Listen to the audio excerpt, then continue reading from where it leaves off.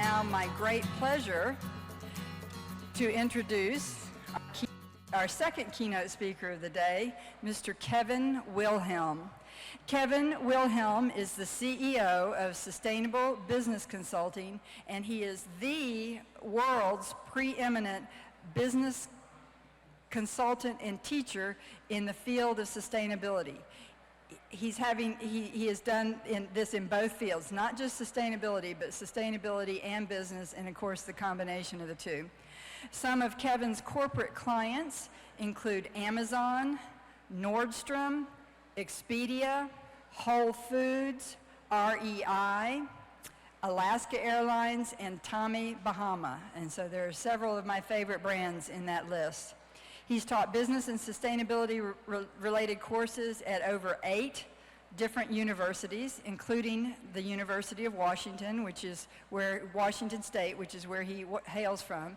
And he is advised on campus master sustainability plans for the University of Texas and for Macalester College.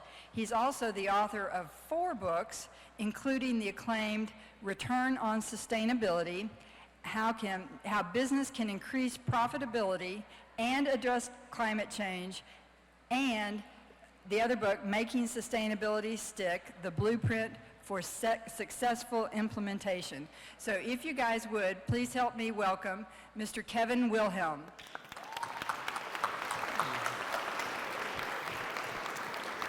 Thanks, Georgia.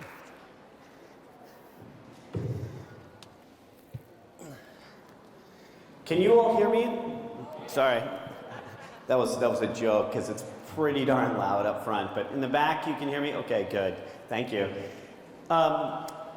Sorry, I'm double mic'd here, so I'm gonna really try not to do that too much. First of all, before we get going, let's give a big round of applause to Georgianne, Sonia, and all the volunteers for this incredible summit. And for Mary and Ella for giving us such a great keynote this morning to kick this off. What I'm going to talk to you about today, and the whole theme of this conference is about using the Sustainable Development Goals and how you can incorporate them into your daily life. If you're a faculty member, how you can incorporate them into a classroom. If you're a student, how you can take action upon it. And if you're a business, how you can do better as a business, not just as it's a right thing to do or better for the environment, but to make more money and enhance your brand value. And so that's what I'm going to be talking about today, and I'm going to make sure I have time for questions at the end, but I'm just going to fly through these, and please feel free to, just real quick before we get going, as Marianella said, sustainability is all about connection. So everybody take 30 seconds and introduce yourselves at your table real quick, okay? Everybody introduce yourselves. Okay. Now that you've introduced yourselves, and hopefully you don't have anyone like Joe Biden who's giving you their full PhD thesis about who they are, but we're going to jump right into this presentation. I'm going to move fast, but I'm going to try and make this fun and engaging for you. So, how sustainability is typically talked about in the media and with businesses is, for many, many organizations and people, they talk about sustainability as something we need to do better on because we need to be doing less bad. We need to care about the polar bears drowning, because the Arctic ice caps. We need to be worried about pollution. We need to be, thinking about things like climate change. And the reality is, this is how most people deal with large social and environmental issues. I'll ask you, have any of you had a really in-depth conversation with your family about climate change? Just raise your hand. Okay. Now, have any of you had a really in-depth conversation about the Cowboys' lack of offense and what they did on Monday Night Football? Yes, okay, so it's about equal. What I found is that any time that I'm starting to talk about sustainability with my family, their eyes roll up and they just go, yeah, I know we need to save the planet, we're hosed. But did you see, what happened in the game last night? And so the reality is what we need to be doing, and the focus of my conversation and 2 of my books, is how to make sustainability fun, how to make it exciting, innovative, how you can be talking to people in the business world about how they can do better financially, to you as a student, how you can make more money in your job, how you can be more competitive, how you can land that job and beat out the person who might be sitting at the table with you, As a faculty member, how you can differentiate it, how you can get different accreditation, credentials. These are the things that we need to be talking about. We need to make sustainability sexy, fun, innovative, and not be Debbie Downers. So one of the things that, as we look at, when you look at the UN SDGs, there's 17 major issues that we have to solve. And a lot of it just seems way overwhelming. But there are things that we can do when you think about it, where sustainability can be a way that it can reduce risk. It can be a way that you can make more money, you can enhance your brand. It's a way of being resilient. It's a way of bringing people together. And one of the things that we found, and Georgianne was uber gracious in her intro of me, is that I found with 140 different companies that I've worked for, some of them as large as 1 million employees, some as small as 2 employees, is that sustainability is a way that it brings people together in a way that no other way does. Because everybody, when you look up at the UN Sustainable Development Goals, there's not a person in the world who doesn't care about at least one of them. And as Marianella was saying this morning, finding that one thing that you care about, but more importantly, finding out the one thing or 2 things or 3 things that the person you're talking to care about, and finding a way that you incorporate sustainability in the conversation is the way to do that. And I'm going to talk about how to do that. So, this is where we are right now. We've got a traditional way of doing business, and just because we've always done it that way doesn't mean it's not incredibly stupid. So, just to homage on that, and Marianella knows this, 2 years ago, just as a life challenge bucket list thing, I ran with the Bulls in Pamplona. And yes, it was incredibly stupid. I shouldn't have done it, and I'll never do it again. But it's a tradition. It's a way they've done things. So bringing that back home around sustainability, too often when you talk about climate change, when you talk about how we need to reduce, or limit our growth in terms of greenhouse gases to 1.5 or 2 degrees centigrade, it's really too, up in the clouds for most people. But when you start talking to people about extreme weather, has there been anything that's happened recently to catch your attention? Everybody around the globe has had something happen to them recently. So don't talk about climate change. Don't talk about carbon initiatives. Don't talk about things that just seem way up. People can understand in Houston now the impacts of hurricanes. When a city like Houston has 3, and let me hear that again, 3 1,000 in a year floods, but they have 3 of them in 5 years, all of a sudden you want to start taking notice. People in North Carolina, when you talk to them about, well, would this ever, are you concerned about flood? We have 2 clients, one in Fort Lauderdale and one in Charlotte, and we were talking to them about climate resiliency. They said, we're not really too worried about that. I said, what about flooding? They said, we've never had a flood in this area. This November, both their headquarters had to be completely evacuated, and one of them had to put in a $50 million insurance claim because they hadn't thought about what the extreme weather could do. These are the things that are happening all over the globe. Now what does that all mean? When we come back to the focus of this conference being about the UN SDGs, and for those of you who are in the back who are trying to take notes on your laptop or something, I've given this PowerPoint to Georgianne and Sonia so they can send it out, so you can take it. But it's really hard to see if you're in the back, but up front, what we're saying here is there was a survey done of 1,000 CEOs across the globe, the largest companies in the world, and they asked them, do you see sustainability as part of your future? Now remember, traditionally when you hear about organizations, they talk about maximizing shareholder value, being in a competitive position, selling more goods and services to their consumers. But when they interviewed the CEOs from the top 1,000 firms across the globe, they found that 93% of them see sustainability as important to their future, their business. It wasn't just a nice thing to do. They see it as a tool for innovation. They see it as a way of gaining competitive advantage. And they also believe that business should lead the way. A lot of people have put hope in our legislative process, whether it's in the state, whether it's at the federal level, or even at the international level.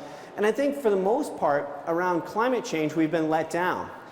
But the good news is that business has actually stepped in to fill the void. And so building off of Marianella's presentation about what we need to do as individuals, we need to realize that for business, for them to be profitable, for them to be competitive, for them to attract millennials who say they want to work for these type of organizations, they have to engage on the UN Sustainable Development Goals.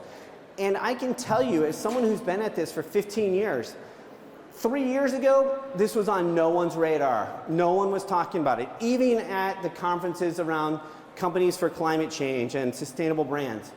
In the last, I would say, 9 months, I've had 8 Fortune 10 companies come to our company and say, we want to understand how our organization plays on these UN Sustainable Development Goals. And so it is now picking up a lot of momentum. And the reason why it's picking up momentum is that, and I apologize, this does have a laser pointer, but I know you can't see it. In terms of business priorities, they're focused on revenue and profitability, but they're also focused on brand image, customer satisfaction, reducing risk, growth, innovation, productivity. And when we start talking about sustainability in the context of this language, Marianella finished her talk today by saying, well, if she had a chance to talk to Trump, well, let's be honest, none of us are going to get a chance to talk to Trump. But all of us are going to get a chance to talk to our distant cousin or a relative or a friend or a parent of a friend who doesn't believe in what you all in the room believe around sustainability.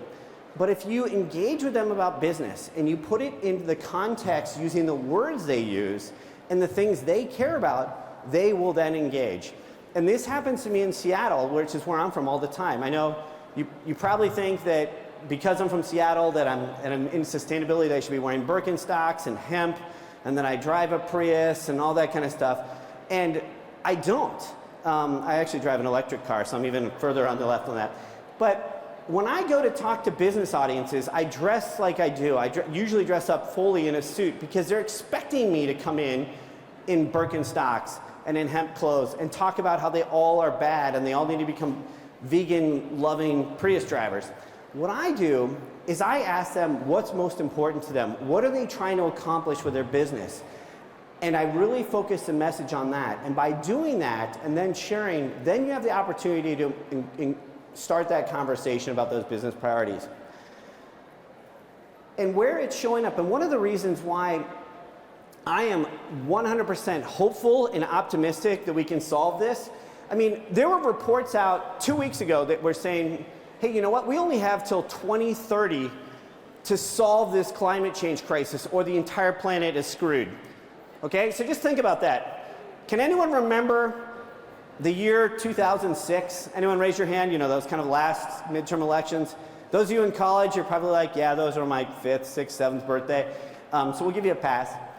But that's what we have. We have about 11 to 12 years before the whole planet is hosed. And did it get any media attention on day 2? Not really. And so while our policymakers are slow on this, businesses are leading on this and they're jumping on this and they're jumping on this really fast. And here's how it's happening. You've got organizations that are like big banks, which, you know, again, just over 10 years ago, they took down the global economy. But they are now requiring in all of their major infrastructure lending, they're asking companies to proactively answer questions on environmental and social issues. And so they're saying, if you want money to build this highway, this next building, this new development, you have to answer these questions. You've got the Federal Trade Commission has put out new guidelines on how you can talk about sustainability. The equity markets, which are much bigger than the debt markets, this is the stock market, they've seen that this incredible shift. Everyone's like, well, we need to go into socially responsible investing, and yes, we need to do that. And 10 years ago, 1 out of every $10 was invested in a socially responsible business. Now it's 1 every $3. So money is moving incredibly fast. And what is that money doing? And this is why I keep coming back to it. And believe me, I'm not an economist. I was a history major and I was a Spanish minor, you know, and then of course I went and got my MBA. But when I talk about sustainability through the vision of money, everyone kind of thinks from the sustainability world like, oh, you're kind of cheapening it. You know, you really need to be talking about the planet and community and social justice. And I absolutely 100% agree. But what I've found is when you hit people in the pocketbook, they listen. And when you talk to businesses that can move fast and talk to them about ways they can hear about what's going to happen to their profitability, they listen. And so here's just a quick example. This organization that's now called the CDP, used to be called the Carbon Disclosure Project. 10 years ago, they put out a survey asking the top 500 businesses across the world, what are you doing on climate change? That's all they asked. And then 9 years ago, they said, okay, now we've asked you, what are you doing on climate change? How does this impact your business? Well, fast forward to today, now they've got 5,000 companies doing it, and they've reached out to equity investors.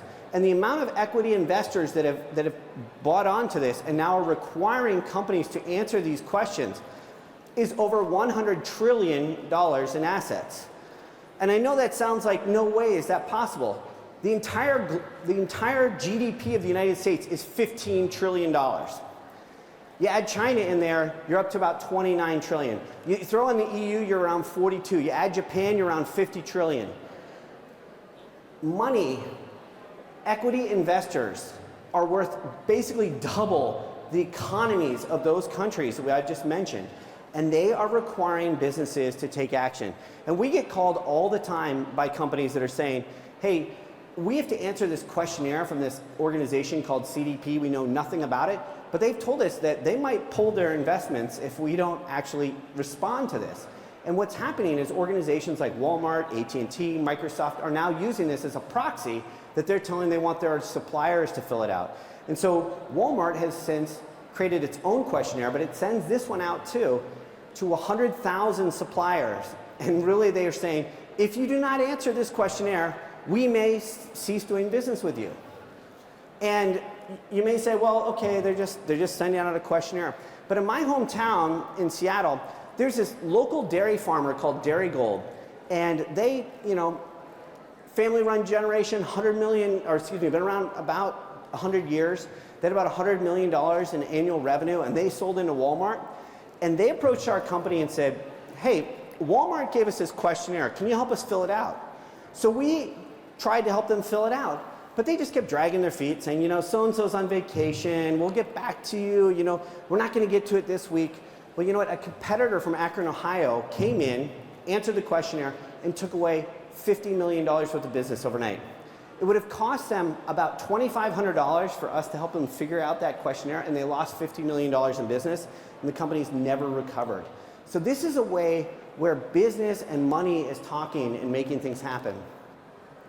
The other way that it's talking, and I'll go back to this because Marianella set that up with Trump and what do you care about in terms of the stock market? When I'm talking to businesses in, whether they're in the Midwest, the Deep South, in Eastern Washington, and I get them going and I say, again, they're expecting me coming over from Seattle to be dressed in hemp and driving my Prius over, and several times my wife had a Prius and I drove it over. But they were expecting me to come at them. One of the things about sustainability is people expect you to come at them like you're a business, you're doing bad, you need to do better. Train, when they gave the talk this morning, they said they've invested $500 million because it's the right thing to do. And they're an outlier because not many organizations do that. But how environmentalists and social justice groups have gone at businesses, they've said, you need to change, you need to do stuff, you're bad, bad, bad, bad, bad. And so when I go over to these businesses and say, do you want to make more money? Do you want to increase your market share? Do you want to give more money to your investors? Do you want to have raises? Do you want to have all these things? Do you want to be able to invest in property, plant, and equipment? And they say yes. And I say, okay, well, the best way to do that is actually to be either invested or invested in a sustainability index. So this line, which you can't really see the difference between the blue and the red the first couple of years, but if you go back to 2006, which is before the crash, coming out of the crash, going up and down, and I apologize, I couldn't get the slide to extend all the way to 2017. But money that was invested in socially responsible investments outperformed traditional money for a period of 12 years. So there's this great myth that's been put out there that our country has been bought into, that if we want to do the right thing and save the planet, it's going to hurt the economy, or we're going to hurt the stock market. When the reality is, companies that have stronger environmental and social policies have actually outperformed the traditional Dow Jones Sustainability Index, the Dow Jones Sustainability Index has outperformed the Dow or the S&P 500 for a period of 12 years. And you hear this in the media all the time. We can't, we don't want to increase environmental regulation because it's going to hurt business, it's going to hurt jobs. The reality is, it's actually been untrue and been sold that, and the data backs that up. Now, do we have any millennials in the room? Can you raise your hand? Okay, let me ask a question. Those of you in the back who are students who are on your phones right now, can you look up for a second? I'm asking, do we have any millennials in the room? Raise your hand, please. All right. That table there, you get a gold star. The rest of you, you're dead to me for the rest of the presentation. But basically what you have here is millennials are hot. Every company, every business, every organization is freaking out. They want to know, what are we going to do to attract millennials? Whether it's a government agency that works in science, whether it's Amazon, whether it's a small business, everyone is wondering about how do we attract millennials. A recent study done by Net Impact showed that 88% of graduating students, whether they're in this room or not, want to factor in a company's corporate social responsibility into their plan. Another 50% said that they would actually take a 15% pay cut to work for an organization that they believed in, that shared their values. So as businesses and organizations are saying, well, we want to attract millennials, we're finding all the time companies are coming to us saying, we have a big millennial problem. We want to attract the next generation of talent. How do we do that? We've heard this sustainability thing is kind of hot. Can you help us do it? And we show them, and they're not doing it because they care about the environment. They're doing it to attract the next generation of employees, and we've been working with them on that. Now, coming back to what are the skills and what are those characteristics that line up with the SDGs? These are the skills that employers are looking for. They're looking for people, and these are traditional fields, but sustainability can be woven into that. I get asked all the time, oh, Kevin, I want to be a sustainability consultant, or I want to be a sustainability manager. And I say, great, for every one job of mine, there's 100 jobs in traditional business or within an organization where you can incorporate sustainability. So if you're a faculty member and you're wondering about how does this business stuff add in, you can figure out ways to incorporate sustainability into your classes. Because we're finding that people want data analytics, big data. They need to understand how to calculate their carbon footprint or look at metrics. They want people who are doing systems thinking. So if you teach liberal arts or you're a liberal arts major, you don't realize it, but you're being taught systems thinking, and they're looking for people like that. They want people with good research skills, communication skills, people that have leadership and organizational change, people that can look through an organization's supply chain. So while you may not be taking a class that says this will lead to a job in sustainability, if you're a student here, there are classes where you're being taught these skills that are so important to what you're going to need to get out in the business world. And one of the things that, I apologize, I have a short plug here, was for years people kept coming up to me saying, what are the skills that you need? And everyone assumed that people needed these really hard skills, like you would go to get an MBA program or you'd go to get a graduate degree, and they would say, oh, I need these hard skills to be able to get a job in sustainability. And increasingly it was soft skills. They wanted people who could work in teams. They wanted people who had leadership. They wanted people who could work together with other people and could research and think for themselves. And so, and I put some business cards on here. So I got together with 35 other thought leaders from around the country and asked them, what are the questions that you ask people and what are you looking for? And so we wrote a book together collectively called Sustainability Jobs, which is a blueprint for any of you who are trying to think about where to go in the world in sustainability, whether it's in business, whether it's working for an NGO, whether it's working for an environmental group, whether it's working for a social justice group, whether it's working for a peace-based organization. These are the skills and ideas that they have. And the reason we put it together was that, I had my thoughts, but I was like, who cares what I think? I need to know what the true leadership around the country thinks, and let's get their opinions into that. And many of them said, these are the skills that we were looking for. So what does this mean to you? From the point of this whole talk, if you're a business, sustainability and aligning with the SDGs is it's an opportunity to make more money or enhance your brand value. If you're in the community, it's a way to engage. Like what Marianella was saying today. If you're a community-based organization, it's a way to engage with the universities or with all of the different schools that are part of the Dallas Community College School District. If you're a faculty member, just finding a way to incorporate some of these words and some of these things in your case studies and your readings. It's an easy way to help your students take what seems like really difficult theory and bring it to the reality. And if you're a student, this is a way to really get exposed to real-world solutions. So I'm just going to run through a couple of examples of organizations and how they've tied it to the UN SDGs. Now this is DuPont. DuPont typically, throughout the 80s and 90s, and any of you who are Gen Xers like myself, DuPont was, great, there's some hands going up, yes, not a millennial. That's okay, we represent all generations here. But DuPont was known as the #1 polluter, not just in the United States, but in the world. They were, their ships were the ones that were behind the Exxon Valdez, they had chemicals always going into the Meadowlands.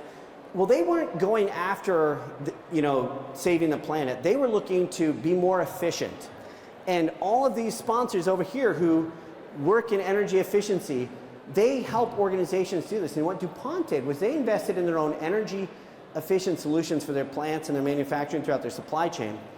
And they saved over $3 billion while reducing their emissions, and they grew their business by 30% while reducing their greenhouse gas emissions 72%. So DuPont was an example of, it was able to match up with the UN SDGs on climate action and say, we're going to take action on this, but they did it in a way by investing in energy efficiency, and they saved $3 billion. So anyone who goes to a big organization and says, hey, you know what, let's solve climate change and you're going to make $3 billion, it's a pretty much a no-brainer, right? It's a total win-win situation. Giving you a smaller business example, Garvey Schubert Bear is a law firm in Seattle. They were extremely worried about their own business resiliency after seeing 9/11 and seeing all the papers come out of the World Trade Towers. And they thought, oh my gosh, we need to have some kind of resiliency, some kind of backup. So they went and they hired some millennials to come in and scan their documents and basically take everything up onto the cloud. And by doing that, they realized they had all these old file cabinets and all these really old rooms just filled with books that they didn't need anymore. And so they got rid of it and put it all on Craigslist. And then they had these offices, and they said, well, what do we do with these offices? Well, we're in downtown Seattle. This is really prime space. Let's rent that out. And so they found a way of addressing paper usage to become more resilient, actually netted them $1 million.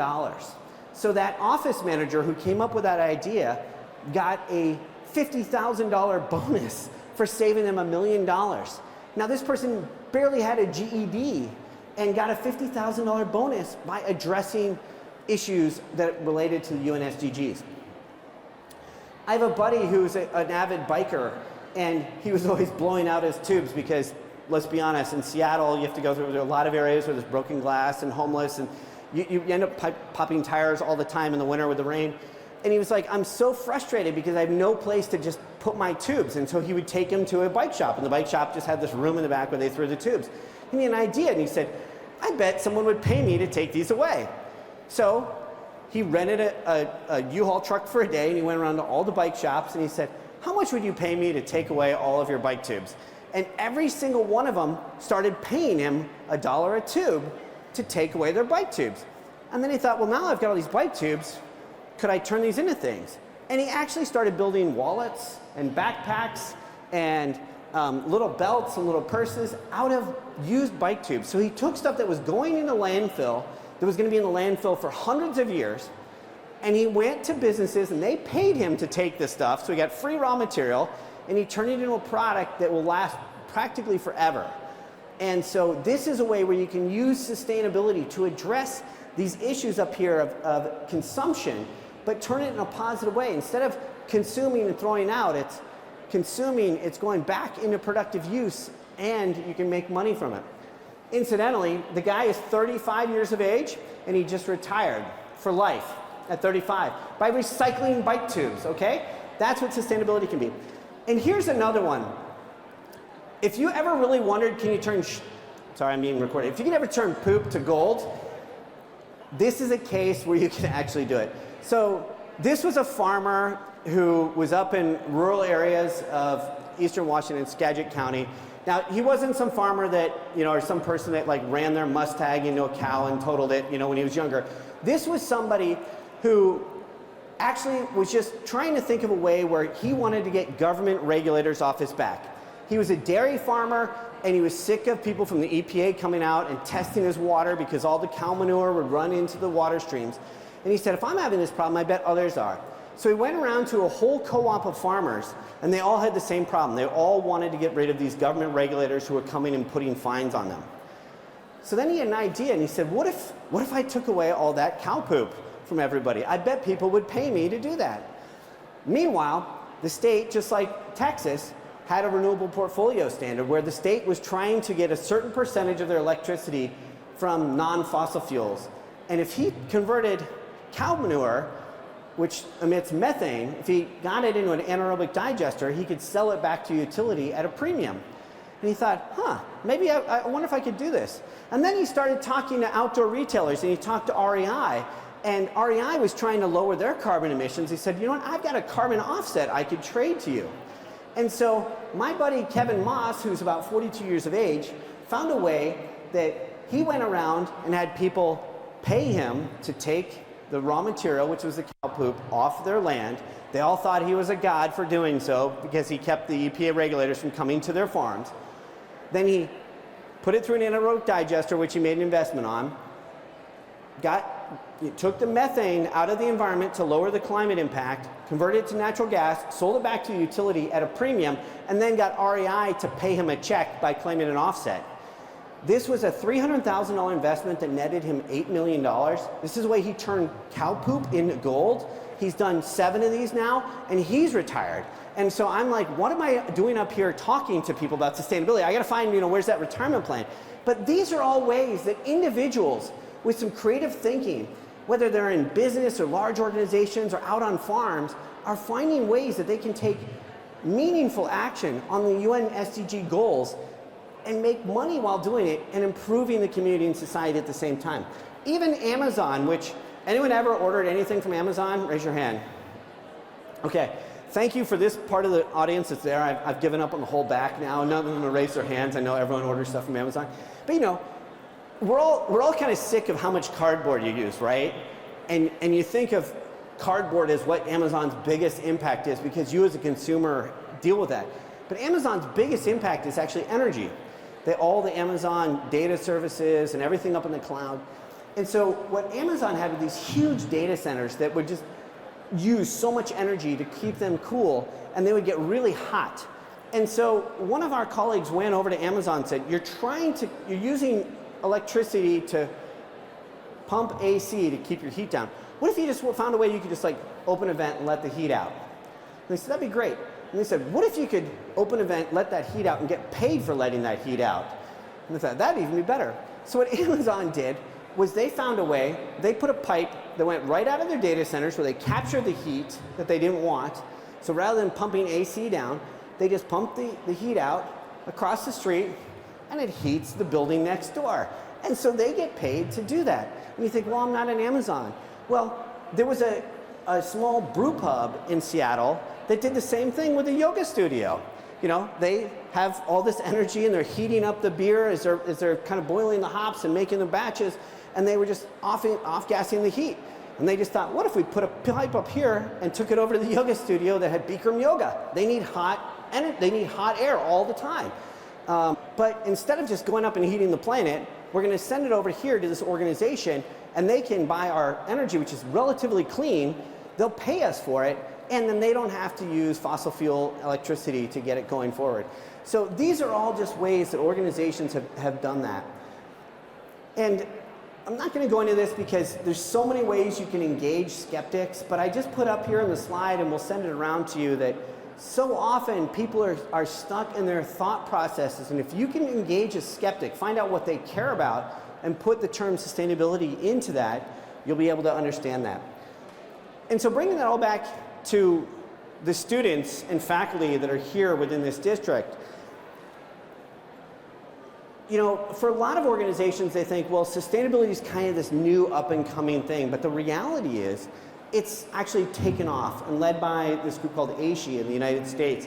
But now there's there's 4,500 degree granting institutions, and over 25% of them in the United States now participate in this program called ASHE STARS. which means that they're evaluating what they're doing on campus in terms of energy, water, waste, what they're doing with their curriculum. And over 670 colleges and universities have signed on to a president's climate change, which that's not president of the United States, it's the president of the university signing to make sure that there's a climate protocol. So things are happening. And just to give you some examples of what's happening at the academic level, because I know if we start just all meaning about business, you want to know what's it like being on campus.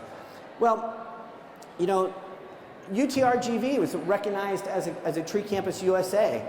And as Marianella was talking this morning, how it got people's attention by saying, this is actually, by doing this is actually a $5 million value to the community because we're sequestering carbon and we're taking care of rainwater and we're preventing flooding and all these different things. We're providing shade.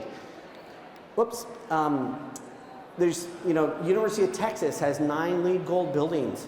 The UT Dallas, their student centers LEED Platinum. Here on the Richland campus, which you all need to know, is, you've hit your Zero Waste Gold level certification through the city of Dallas.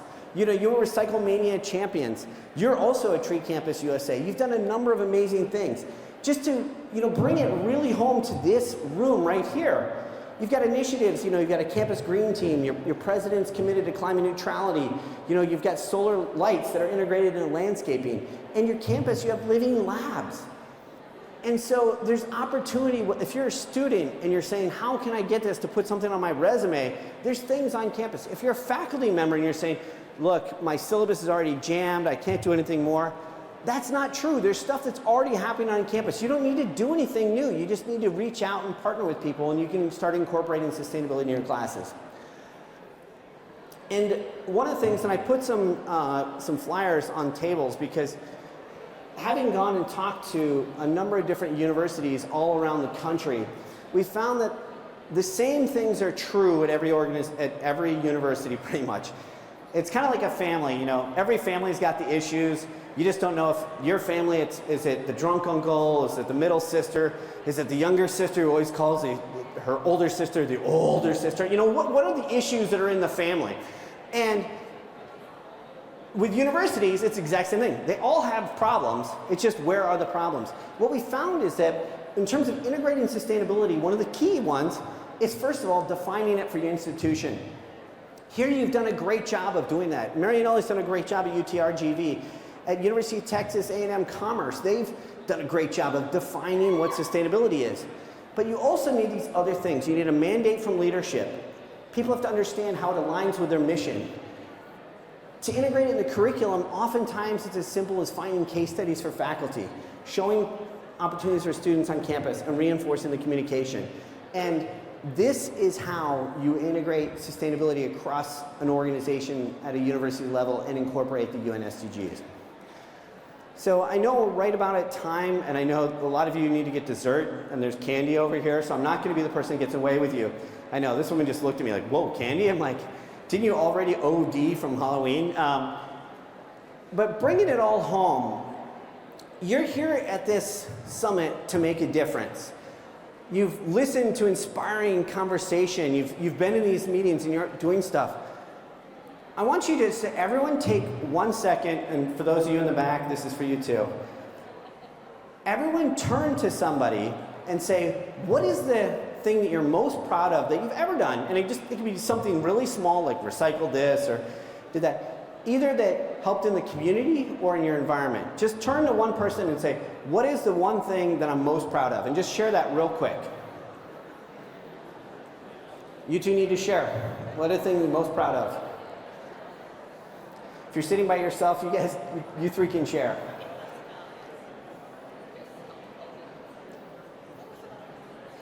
And now, come back with me here. What's one thing, one simple little change that you could make, that you want to make after hearing and seeing that inspirational video this morning? And it could be simple as, I'm not going to take a straw next time I'm at Starbucks, or everyone wants to bring their own bag or something like that, or turn off the lights. What's one little simple thing that you could do? Share that with your group here real quick.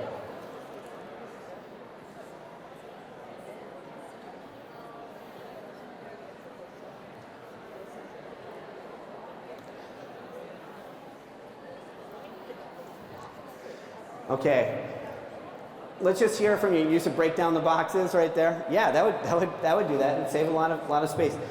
But where I'm going with this is that you might be sitting here thinking, I'm just an individual. What can I do for these climate initiatives? What can I do to address these UN SDGs? And just remind you that it all starts with you. It can start with a conversation in your next class project. It can start this weekend with a conversation with your friends or family. You know, at my firm, just to give you an example, I have a small 4-person team in Seattle, Washington, and I get asked this all the time. What the hell can you do to solve these global problems? You are 4 people. And what I tell them is, you know what I can do? I can lead. You know, I now teach in a discipline that didn't exist when I was getting my MBA. I now have, when I thought, well, what can I do in terms of evangelizing my message? I teach at these universities, and I thought, well, what if I put them online? What if I license them? What if I license them to India and China? Then all of a sudden, instead of having 15 students, I could have 15 million students. That's where anyone can do here. I've worked with over 140 companies. Like I said, I was a history major and a Spanish minor, which meant I was completely unemployable.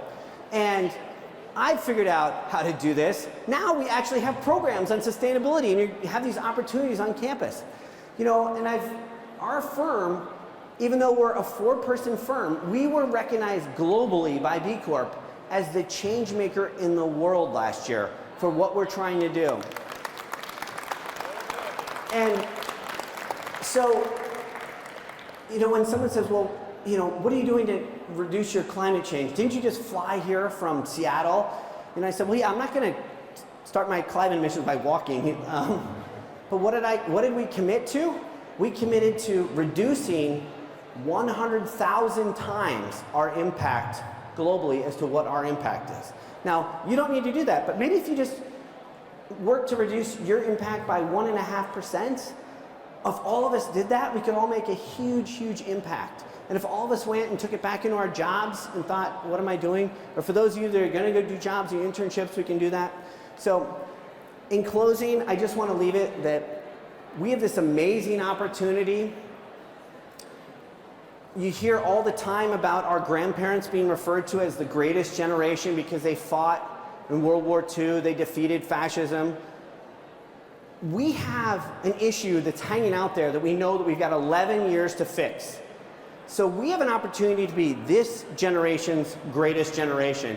And I just say, let's all go do that. Let's take everything we've got from this summit today, let's go out and let's change the world. Thank you so much for your time.